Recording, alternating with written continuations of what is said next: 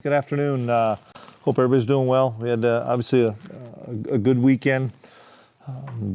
Being able to have a four-quarter battle and get a win. Obviously, it wasn't perfect, and we're still working out a lot of issues, a lot of mistakes and stuff. But the guys are still buying in. They're believing. The biggest thing is we were able to finish the game, which was obviously so important for us in the fourth quarter to be able to get a stop, force a punt, even though we had to start at a 5. We got a big drive, converted a 4th and 1, converted a 3rd and 9. We're able to get a score, and then even after giving up a couple plays, the defense was able to make a couple of plays with some hits on the quarterback and be able to stop the drive. And so obviously pleased with how we finished the game.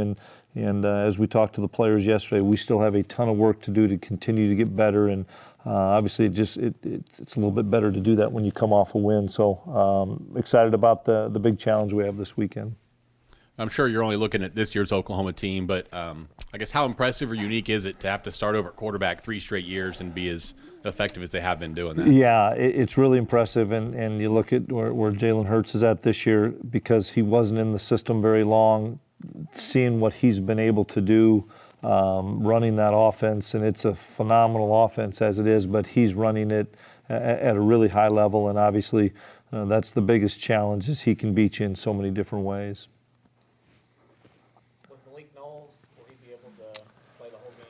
Well, we'll find out. Obviously, we just had a short practice yesterday. Today, we'll see if he's medically cleared to have a normal day or normal week. That's the biggest thing. He didn't have a normal week of practice, and if he had a normal week of practice, he'd be able to play more.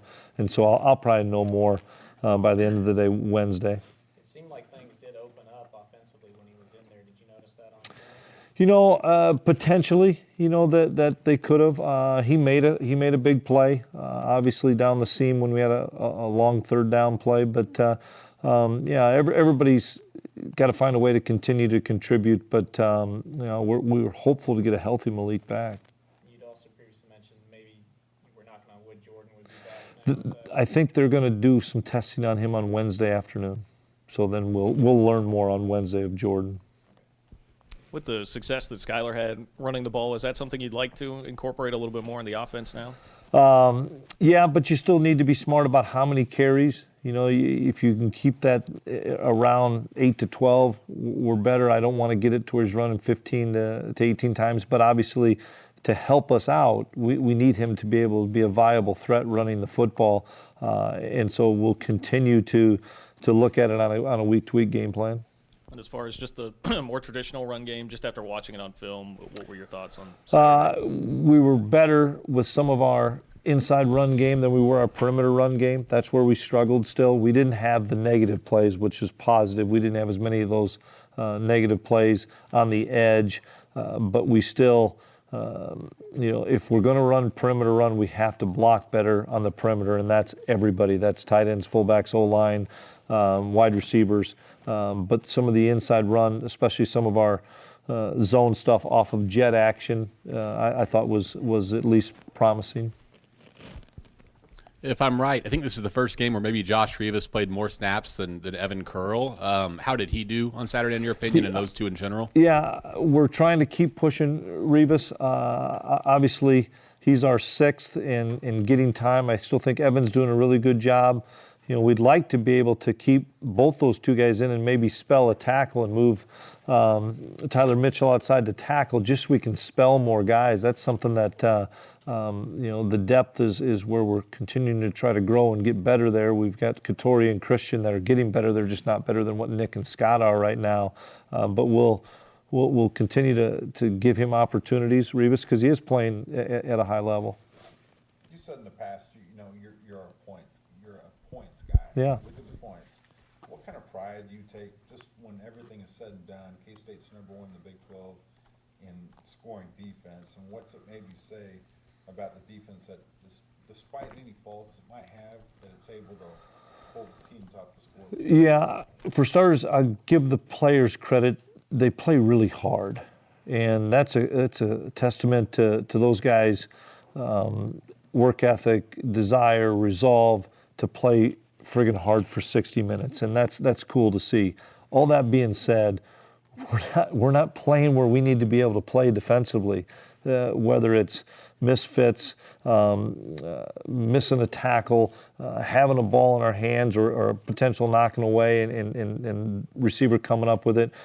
That's the thing that we talked about to the guys yesterday on defense. Yeah, we're doing some really good things, and let's make sure we emphasize those, because you're right, we're holding people out of the end zone. But think how much better we could be if we could eliminate half the missed tackles we have. And you know, we're kind of pounding it into them till they're blue in the face, but we have to continue to improve upon that. We'll do some different things this week with some tackle circuits and some things just to continue to emphasize it, because we have to be better there. On the other side, Oklahoma's defense is much improved from a year ago. What makes them so physical and so good, and what's their mentality like this season in your opinion? Well, I don't know what it was in the past, but they just play really, really fast. They, I think, have simplified things just in talking to like Coach Klein and some of the guys that have been around, that they're a lot simpler in what they're doing. They're playing things really fast. They get off blocks. You're just not sustaining blocks on those guys, which is the sign of a great defense. And I think they're a really good tackling team, which is another sign, because in this game of college football right now, it's all about plays in space. And it doesn't matter who they're playing. You see people get the ball in space against them, and there's no yards after contact. Well, that's a sign of an exceptional team that understands where they fit within the defense and then is really efficient about being able to tackle people. What is the process of deciding what to take away first, whether it's CeeDee Lamb or Jalen Hurts? So there's so many different options for those guys. You hit it on the head. Where you pick your poison a little bit. I think we have to be at least able to slow down some of the run game. But which run game are you going to slow down? You're going to slow down the quarterback run. You're going to slow down the running backs, the jet action, all that stuff. I think it's our ability to show some different looks, show base, show some pressures, be able to tackle in space, and try to eliminate some of the explosive run plays. And in the passing game, yeah, I mean, if you do a great job trying to stop the run, well, they're going to have time to throw the football, and that's the next scary part. And so for us, it has to be trying to slow down the run game first. Jonathan Alexander obviously had that really big punt block there. Do you feel like maybe he might find some more time in the defense, or is he still working to figure it all out? Yeah, we probably should have played him a little bit more on defense. Just in Coach Klieman and I talking, maybe we didn't realize how the game flow was going. Whatever you want to say, but no, that was huge for him to make that play. And the one before, they had the punt before, Jonathan kind of hesitated just a second, and the punter was able to get it off. And we came and talked about it on the sideline and said, Jonathan, just come hard. You're going to be the clean guy. But still came in and made the play. That was obviously a huge play for us. I'm pleased with Jonathan. We probably need to get him more snaps on defense, to be honest with you. And I know it's early in the week, probably tough to feel it out. Yeah. Does a game like this have any resemblance at all to kind of those David versus Goliath type games you had at North Dakota State? We haven't talked about that. We probably won't mention it. I think you can flip on the film and the guys see how talented this team is that we're playing in all phases, offense, defense, and teams.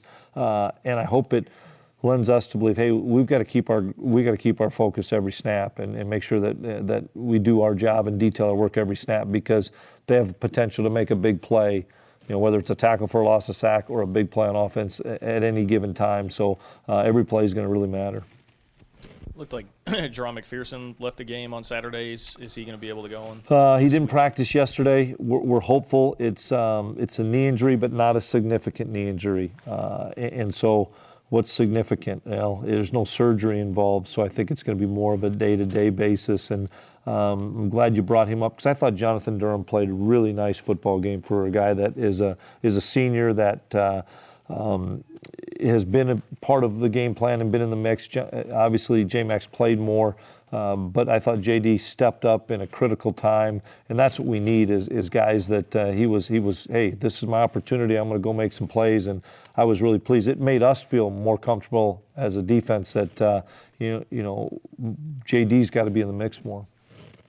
The midway point of the season, what would you say has impressed you most about your new team, and what are you still working How hard they play, the resolve, the fact that they stay together. Our practices are really good, especially during the two-game losing streak, and you throw in the open week. Just that they know it's a process, that they know they're continuing to get better and better. And we see it, even though it may not show up every Saturday, and I wish it would, just like you guys all wish it would show up every Saturday. I can see us getting better.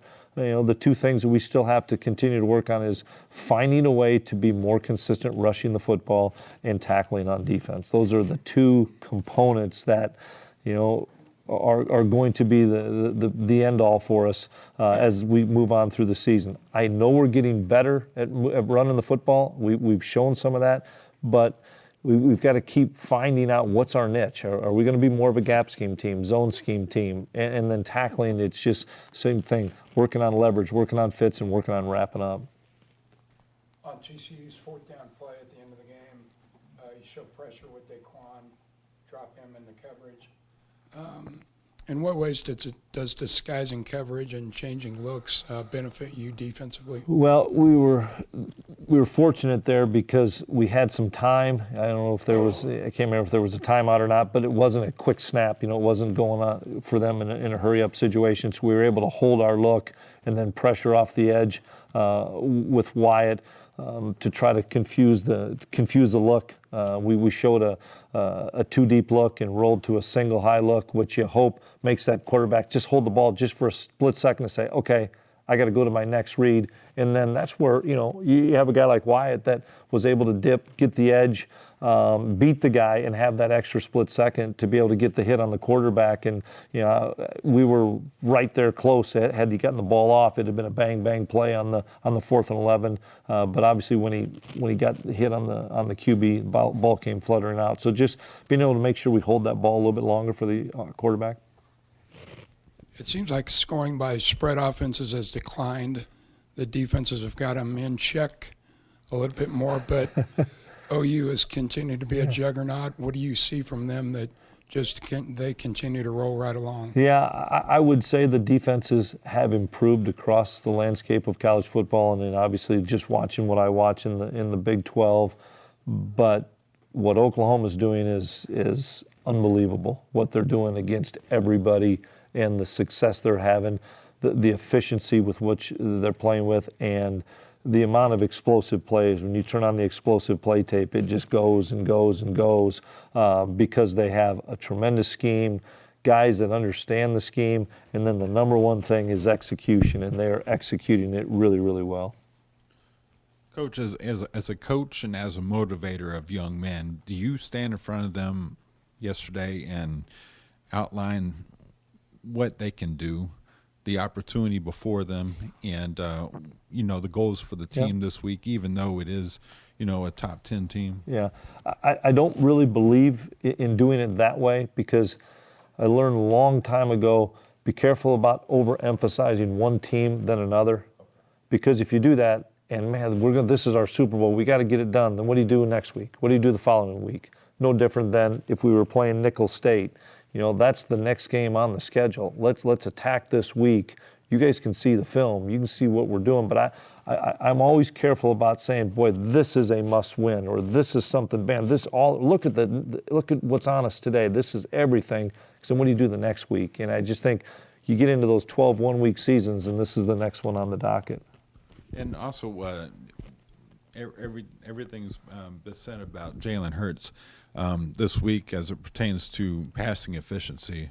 But I think what maybe strikes me is the fact that Murray and Mayfield combined for 15 runs of 20-plus yards during their Heisman Trophy seasons.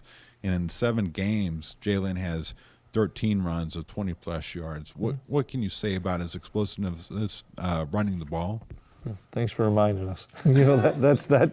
You're right. I mean, he's just so patient, and he makes it look. He makes the game look so easy, and we all know the game is not easy, and that's the thing that I marvel at. He's a winner. The kid's a just flat out winner. He did it at the SEC level. He's doing it at the Big 12 level. He's going to do it at the next level on Sundays. Just unbelievable talent. That seems like, in my opinion, a really humble guy that just loves to play the game.